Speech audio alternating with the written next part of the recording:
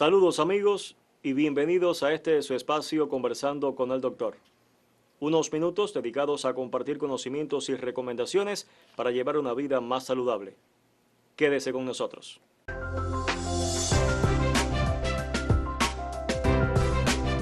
Son numerosas las maneras en que la digestión, una de las funciones vitales del organismo, puede verse afectada.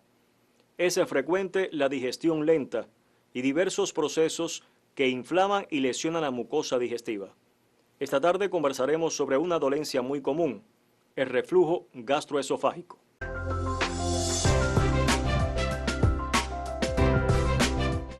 Como invitado tenemos nuevamente con nosotros al doctor José Rafael Ruiz Abrán, especialista de primer grado y profesor de medicina interna en el Policlínico Universitario Romar y Coro de la ciudad de Puerto Padre. Profesor, bienvenido y muy buenas tardes. Buenas tardes, Jordani, y buenas tardes a los amigos televidentes.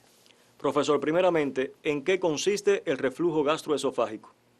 Para entender, Jordani, lo que es realmente el reflujo, es bueno tener conocimientos elementales de cómo ocurre este proceso. Cuando comemos, cuando tragamos los alimentos, el bolo alimenticio desciende por el esófago no solamente por gravedad, sino también ayudado por la musculatura lisa de este órgano tubular para descender el alimento hasta el estómago. Al final del esófago existe una válvula, una especie de válvula de un solo sentido, cuya función es precisamente evitar que los alimentos, una vez ya en el estómago, regresen por alguna razón hacia el esófago. O sea, esto es la función de esta válvula que se encuentra al finalizar el esófago. Cuando por alguna razón esta válvula de que te hablo no es competente y el contenido de los alimentos mezclados con el jugo gástrico retorna hacia el esófago, estamos en presencia de un reflujo gastroesofágico, o como también se le llama en la literatura, enfermedad por reflujo gastroesofágico, que es una patología muy frecuente en niños y adultos y cuyos síntomas van a estar motivados precisamente por esta alteración en el la normal circulación de los alimentos rumbo hacia las partes bajas del sistema digestivo.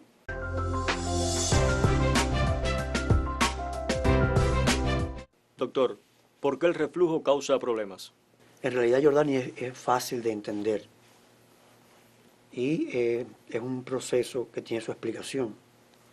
En el estómago, los alimentos mezclados con el jugo gástrico, que es un jugo de contenido ácido, se mezclan con los alimentos y está diseñada, esta cámara gástrica, o sea, este órgano está diseñado para que esos alimentos permanezcan un tiempo dentro de ella, sin hacer ningún daño a las paredes del estómago, que están preparadas para eso, con una secreción mucosa que protege las paredes del estómago del efecto de los jugos gástricos, del ácido clorhídrico sobre todo, sobre estas paredes.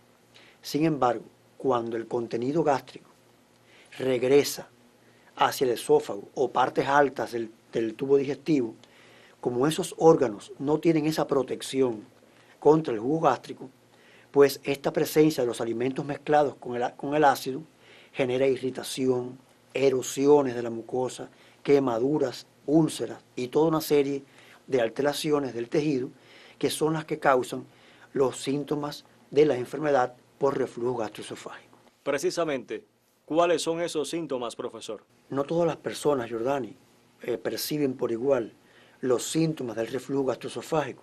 Eso va a estar casi siempre en dependencia de la magnitud y el tiempo que transcurra con esta alteración en los pacientes, lo que genera estos síntomas. Vamos a ver en pantalla aquellos síntomas más importantes que se aprecian en un reflujo gastroesofágico. Principales síntomas del reflujo gastroesofágico: sensación de acidez, sobre todo a nivel de la garganta, molestias al tragar los alimentos, episodios frecuentes de tos, sensación en ocasiones de falta de aire, dolor con ardor frecuente por detrás del esternón. Es bueno aclarar, Jordani, que muchos de estos síntomas pueden aparecer en otras enfermedades, como la esofagitis, la hernia hiatal, las úlceras del esófago, que acompañan en cierta medida al reflujo gastroesofágico, pero también pueden aparecer por sí solas. Por tanto, hay que tener en cuenta no solo los síntomas, sino estos casos deben ser estudiados.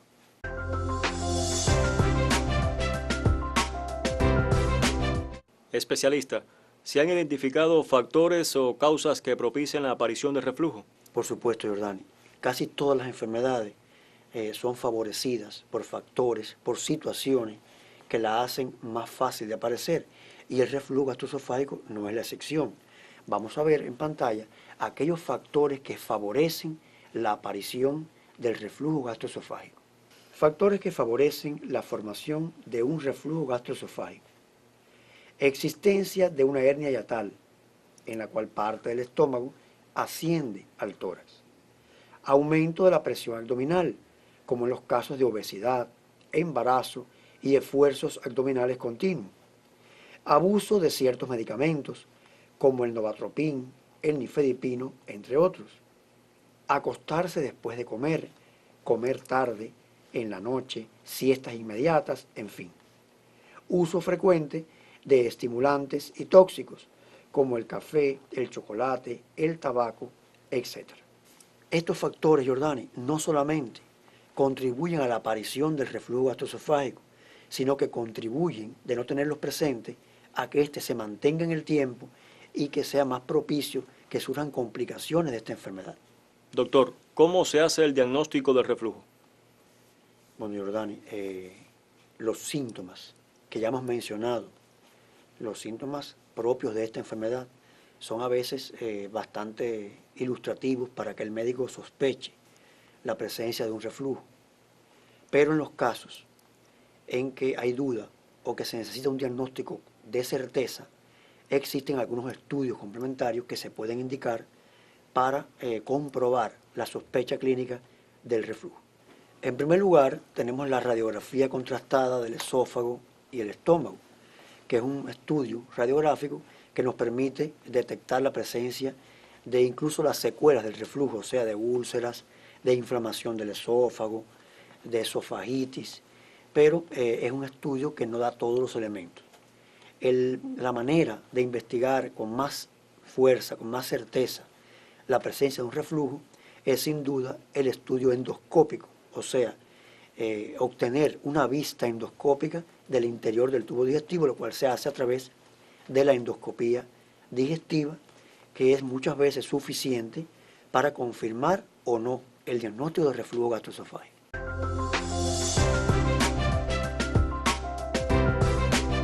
Profesor, ¿existe algún tratamiento efectivo para corregir el reflujo? Cualquier tratamiento que vayamos a implementar para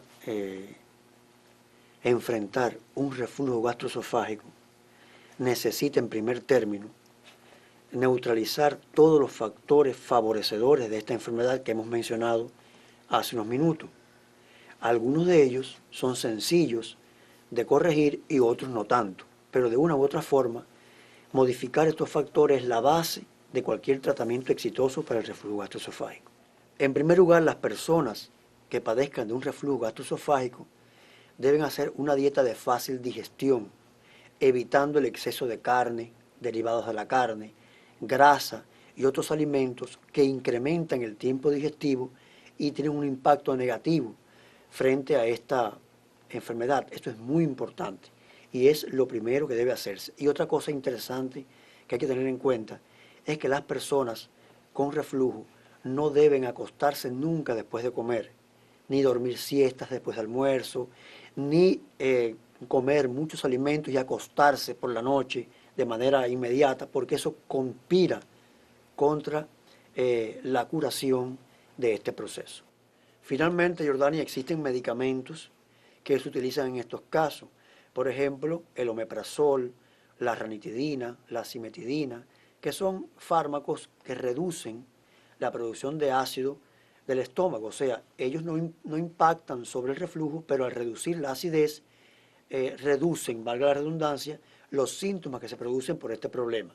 También se utilizan otros fármacos como la metoclopramida, la domperidona, que aceleran el tránsito digestivo, que tienen menos efectividad, pero que también son usados en estos casos como parte del tratamiento de esta enfermedad.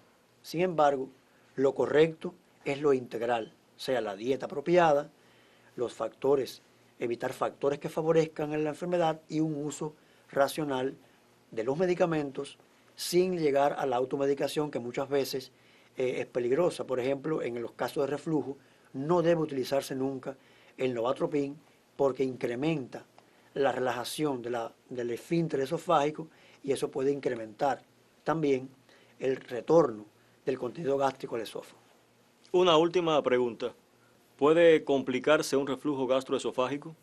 Sí, Jordani, en algunos casos el reflujo gastroesofágico puede conducir a complicaciones. Algunas de ellas de menos importancia y otras más serias.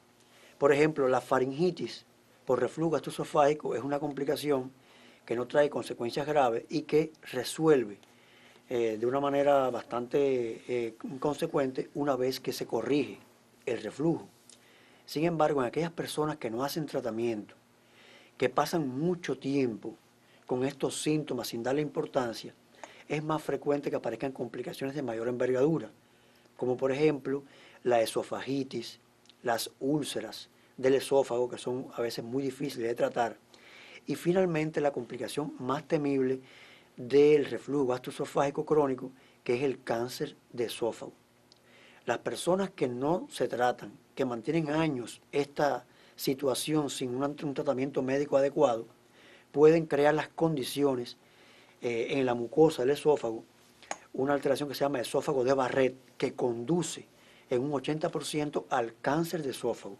Y esto es muy frecuente, sobre todo en pacientes con reflujo que a la vez son fumadores y bebedores habituales de alcohol, o sea que son las personas que más tienden a complicarse con esta enfermedad. Pero cuando se hace un tratamiento correcto y adecuado de forma oportuna, es una dolencia que puede erradicarse, que puede corregirse sin grandes problemas.